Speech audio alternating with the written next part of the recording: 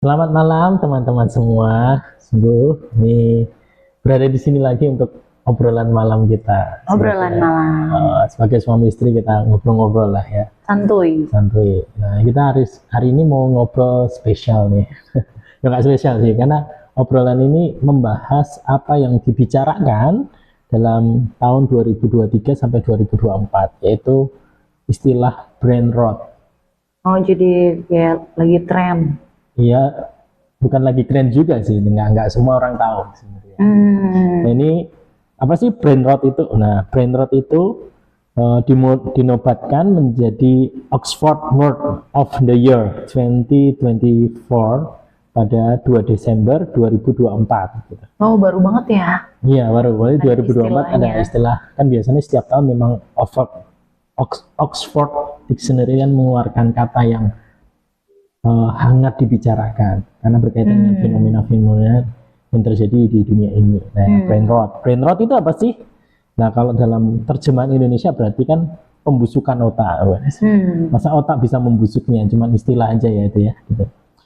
Nah, definisi brain rot itu kemerosotan kondisi mental atau intelek seseorang, terutama dilihat sebagai akibat dari konsumsi berlebihan konten media sosial yang dianggapnya konten-kontennya itu yang remeh, yang menantang, kita nyebutnya konten-konten sampah.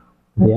Kebanyakan scrolling, ya kan, ada istilah doom scrolling gitu ya. Terus juga kebanyakan main game gitu ya, kebanyakan media sosial dan short video. Ya itu kan banyak, tetapi dia mengkonsumsi konten-konten yang memang tidak bermanfaat bagi dirinya, tidak bermanfaat berita ataupun informasi yang berguna bagi dirinya. Sehingga dikonsumsi berlebihan, nah itu akan mengakibatkan brain rot tadi, pembusukan otak istilahnya. Nah, apalagi media sosial tuh semakin banyak ragamnya, tapi kalau kita lihat tuh emang fitur-fiturnya itu mirip-mirip satu dengan yang lain. Ketika YouTube ngeluarin short, nanti Instagram ada reels, ada di TikTok ada apa lagi. Memang awalnya TikTok dulu ya, TikTok kan short dulu, terus diikutin sama YouTube, Instagram, YouTube, terus semuanya Twitter. Nanti ada short sendiri. Mungkin WhatsApp jangan ya, itu mungkin short yang dibuat di story masing-masing. Nggak tahu, orang suka karena memang itu ya memang orang suka yang lebih cepet-cepet gitu. Nah, dan mungkin story WA tuh juga jadi masuk karena kan dia cuma beberapa detik. Kita dan suka iya, dan rasanya pengen mencet terus, tapi nggak berguna-guna banget gitu. Nah, dicatat juga akibat dari menonton konten sampah berlebihan ini. Nah, brain rot ini dampaknya seperti apa sih? Pertama, penurunan kemampuan kognitif. Contohnya kayak sulit konsentrasi, daya ingatnya menurun, kurang analisa, kurang berpikir kritis gitu. Karena terbiasa konsumsi, hanya lihat, lalu scroll lagi. Jadi kognitifnya jadi menurun. Salah satunya daya konsentrasinya jadi menurun. Kan makin lama makin daya konsentrasi. Kita sedetik aja nonton shortnya itu langsung pengen, kalau jelek langsung kita skip lagi gitu ya. Dan itu bisa berjam-jam padahal cuma scrolling ya. Kedua, dampaknya brain rot ini kurang produktif, seperti kayak menunda pekerjaan, kan jadi orang jadi mager. Sekarang kan disebut kaum rebahan gitu ya. Nggak tahu skala prioritasnya itu seharusnya ngapain dulu, yang penting apa, yang nggak itu scrolling aja ya, gitu ya. Terus kesulitan koordinasi kerjasama gitu, kesulitan. Kayak gini. Karena lebih senang untuk dengan gadgetnya masing-masing. Dan dia karena sering cepatnya informasi yang didapat, jadi koordinasinya ya pengennya instan. Gitu. Dampak lainnya dia mudah lesu dan tidak ada motivasi hidup. Kalau kita nyebutin no life no life gitu ya. Hidupku buat apa sih gitu. Ya cuman scrolling gitu, nggak jelas. Keempat, ini yang dampaknya ya, cemas berlebihan dan selalu meriksa HP. Khawatir kalau internetnya nggak ada, internetku nggak ada jaringan 4G nih gitu ya, bingung gitu. Terus baterainya lemah gitu, bingung gitu. Nah, orang-orang kayak gini kayak no HP no life. Nah, inilah brain rot nih, makanya dijadikan Word of the Year 2024 oleh Oxford gitu. Berarti dampaknya sebenarnya cukup signifikan ya, karena dia berpengaruh ke fisik, berpengaruh ke sosialnya, berpengaruh juga ke psikologisnya. Dan ini memang penelitian ini lebih kebanyakan kepada anak-anak generasi Z dan apa? Karena mereka itu mengkonsumsi itu media sosial begitu banyak, mulai dari mereka kecil, bahkan dari bayi. Gitu. Nah, tahun 2023-2024 itu jumlah peningkatan nonton media sosial itu 230%. Wow. Dan mereka itu rata-rata anak muda sekarang, remaja, anak-anak itu nontonannya lebih banyak ke gitu. YouTube ya. Selain TikTok, IG dan media sosial lainnya begitu. Nah, menurutmu ini kita akan diskusi ini obrolan malam kita ini dengan brain rot ini. Fenomena brain rot ini kira-kira gimana? Setuju nggak? Perlu diangkat, perlu untuk kita bicarakan bersama-sama ini? Buatku sih cukup penting ya, karena memang ini suatu hal yang disadari atau tidak, kebanyakan tuh tidak disadari kan, karena rasanya itu sudah menjadi bagian hidup.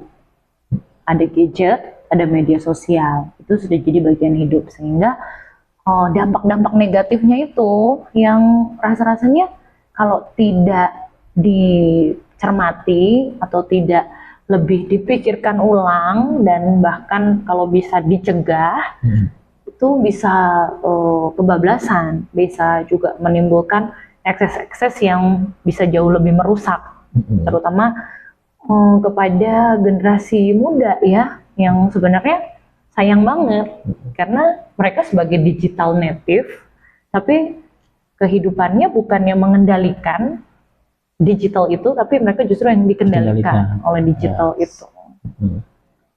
Oke. Nah ini kan brain rot ini katanya kan menonton konten sampah yang berlebihan, konten-konten nggak penting berlebihan. Berarti boleh nggak menonton konten yang bermanfaat? Kan katanya ada orang itu yang ngomong, ya kan media sosial diberikan itu netral, tergantung orang yang nonton nih. Orang kan bisa memilih ini channel yang bermanfaat atau ini channel yang tidak bermanfaat. Makanya orang buat konten sebanyak-banyaknya, tergantung orang itu akan memilih. Nah seperti itu kan. Gimana? Setuju nggak? Kalau ini buat anak-anak ya, buat anak-anak seperti apa? Kita memang spesifik membahas untuk ke anak-anak ya, karena memang untuk orang dewasa kita kan sudah jauh lebih bisa memilah dan memilih. Tapi kalau anak-anak, mereka belum punya kemampuan dan mereka sendiri kalau sudah terpapar, wah itu menyembuhkannya akan lebih sulit. Gitu. Kalau ngomong soal boleh atau enggak menonton konten-konten yang bermanfaat, ya jawabannya sih sebenarnya simpelnya ya boleh-boleh aja, why not?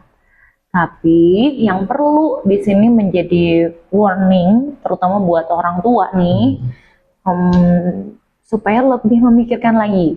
Sebenarnya media sosial tuh tidak bebas nilai. Dan konten-konten yang ada itu juga tidak bebas nilai, gitu. Maksudnya setiap konten yang ada itu pasti memuat values, nilai-nilai yang ditawarkan, gitu. Jadi ingin mengajarkan sesuatu, tapi caranya aja yang berbeda.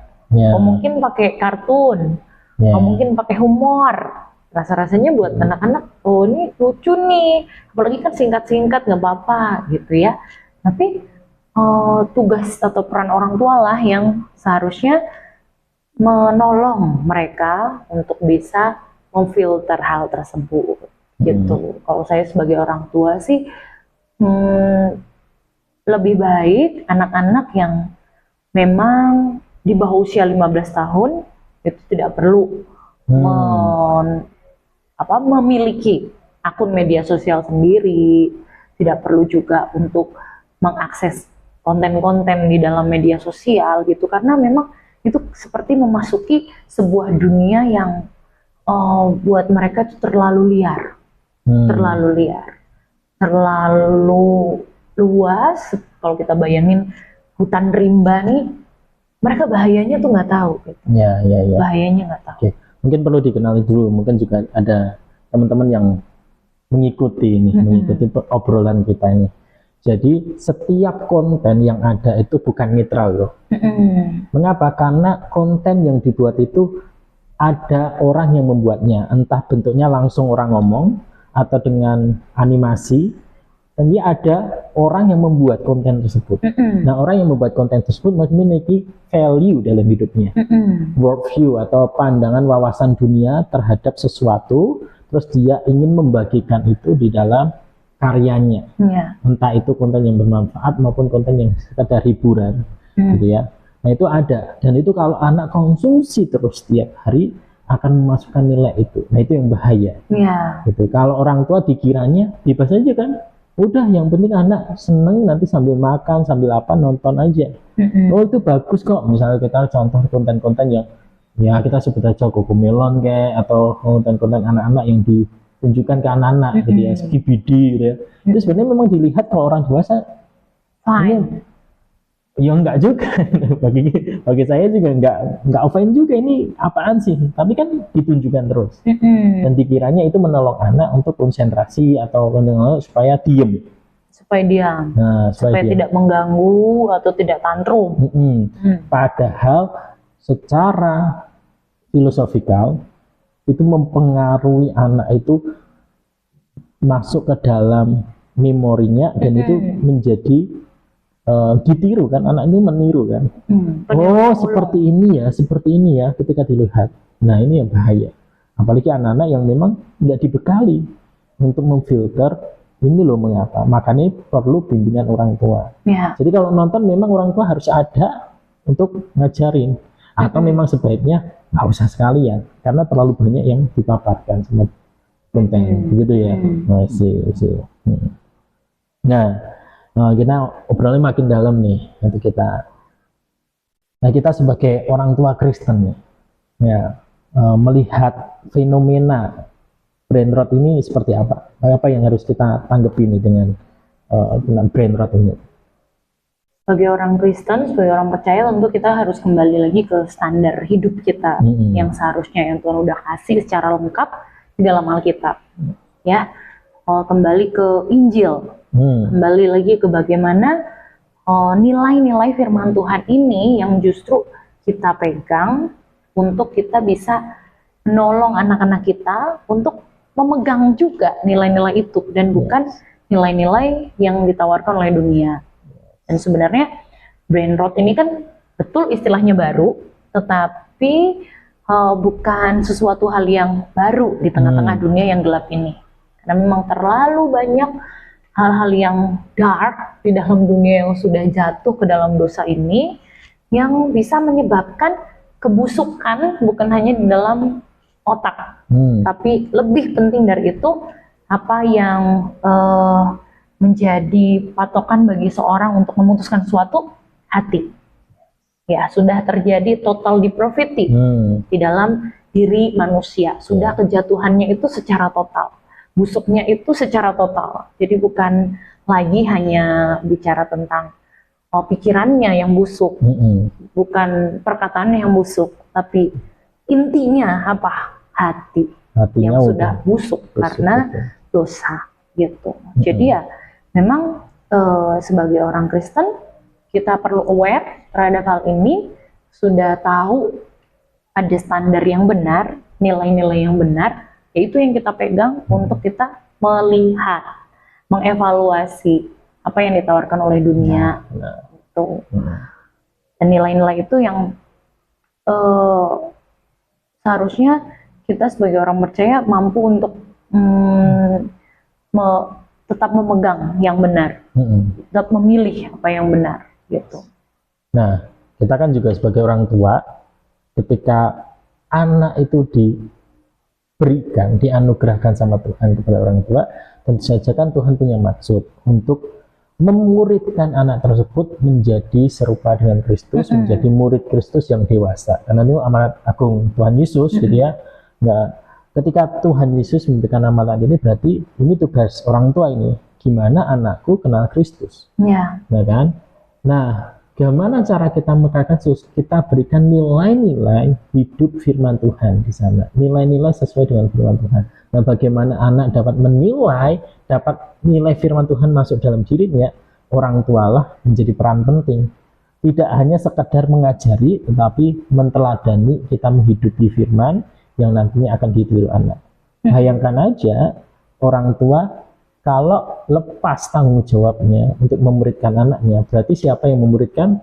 Dunia. Nah, ini bahaya. Dunia memuridkan. Bagaimana cara dunia memuridkan? Sekarang itu konten-konten.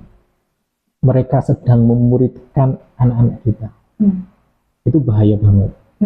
Nah, maka dari itu pilihannya memang tidak sengaja untuk tidak menonton, tetapi tidak hanya sekedar tidak menonton konten-konten tersebut, tapi orang tua juga harus berperan bagian untuk membagikan Injil itu, menghidupi Injil terus, Injil terlebih dahulu supaya anak juga menghidupinya. Gitu. Kalaupun nanti ada konten-konten yang bermanfaat, tetap aja harus ada pendampingan orang tua. Dan diajari ya, mereka ini yang memperkenalkan siapa.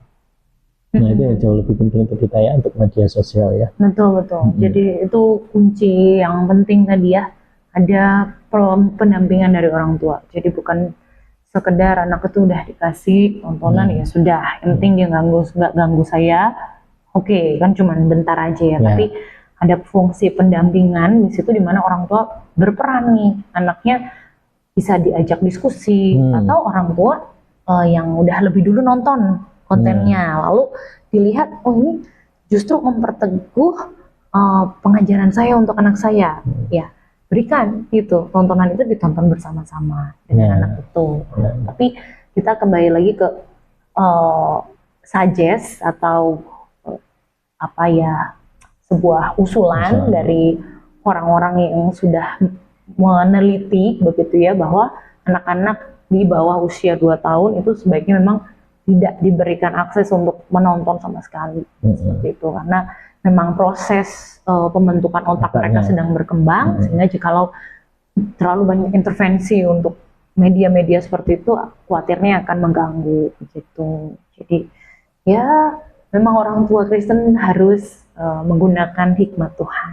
Yes, benar. Ini jadi persoalan serius dan penting untuk saat ini.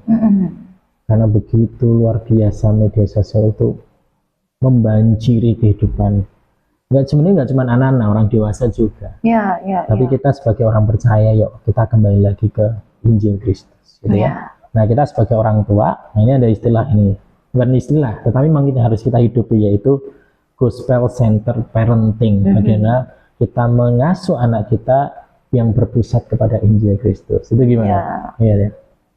Ya, itu gospel centered parenting bukan hanya sekedar istilah atau metode, ya cara begitu, tapi bagaimana kita menghidupi terlebih dahulu sebagai orang tua, mempercayai Injil itu, berpegang kepada kebenaran Injil itu, menerapkan nilai-nilai Injil itu ke dalam kehidupan kita secara pribadi sebagai orang tua, sehingga ketika kita hidup bersama anak, apa yang keluar dari mulut kita, apa yang keluar dari tindakan kita, itu memang berasal dari hati yang sudah terlebih dahulu bertemu dengan Injil dan diubahkan oleh Injil itu sendiri.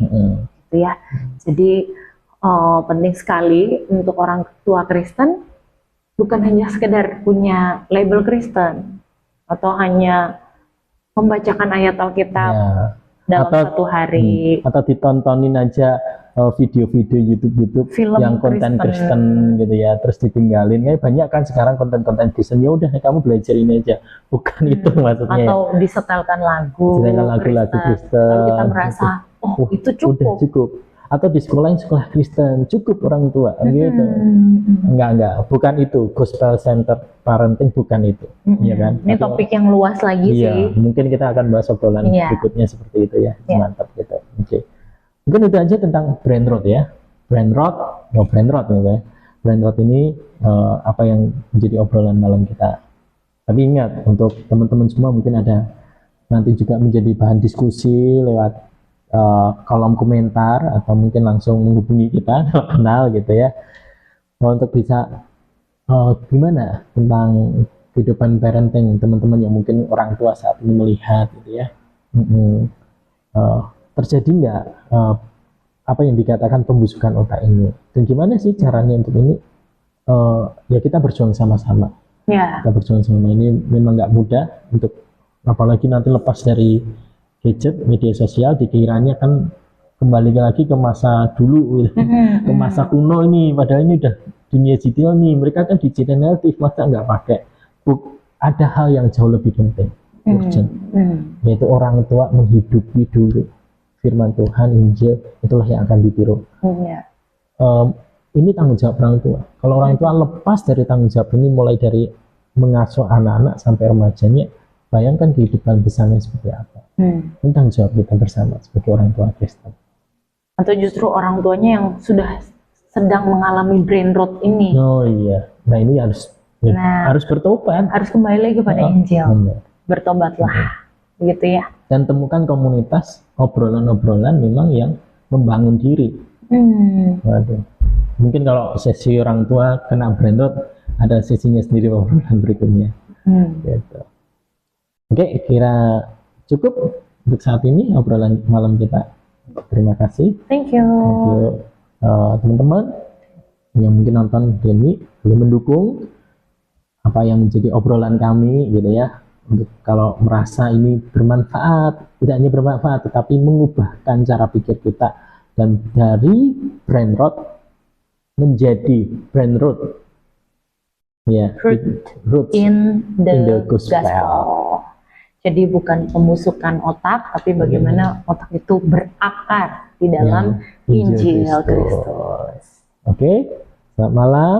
Tuhan Yesus memberkati kita semua. God bless. God bless.